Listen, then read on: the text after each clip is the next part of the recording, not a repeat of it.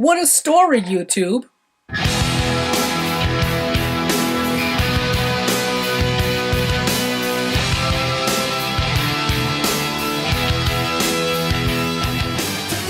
The Disaster Artist is directed by James Franco and starring James Franco, Dave Franco, Seth Rogen, Alison, Brie, and Graynor, as well as a lot of other celebrity cameos in this film. Before I go any further, I just want to say there will not be any plot spoilers in this review. This film is based on the book The Disaster Artist that was written by Greg Sestero, and it is all about the behind-the-scenes making of what is considered one of, if not the worst movie ever made, and that is The Room, which was written, directed, produced, and starring Tommy Wiseau. This film not only much highlights the passion and the heart and the reasons why he wanted to make The Room, but it also comments upon the legacy of The Room.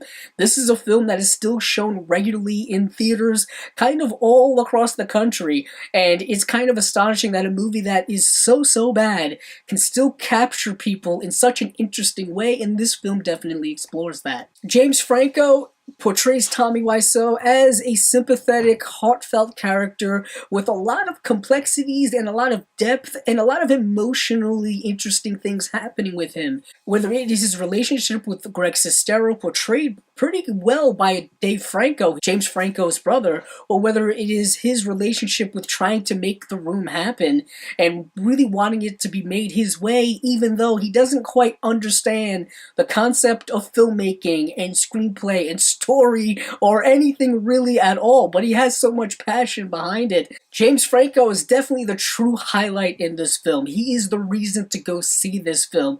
He is great as Tommy Wiseau. He is hilarious, and the whole situation surrounding the making of The Room is rather hilarious. If you have seen The Room, you understand where all the comedy comes from. The sheer just hilariousness that is that film is astounding, and this movie doesn't hold back in exploring that. It is one of the funniest films I've seen this year. The character story, I say, is overall really good as well.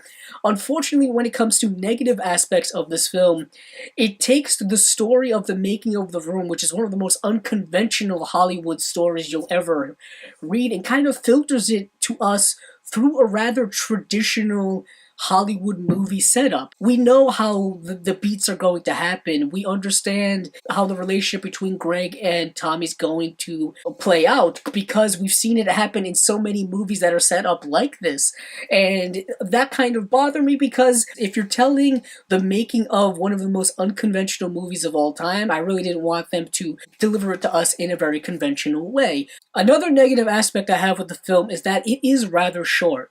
This film is very breezy. There's not a lot of time taken to really delve into any of the other characters other than Tommy and Greg. When I got towards the end of this film, I was like, wow, I can't believe it's wrapping up so soon. Perhaps that is due to the breezy plot pacing of the film and the fact that it is a lighter film for the most part.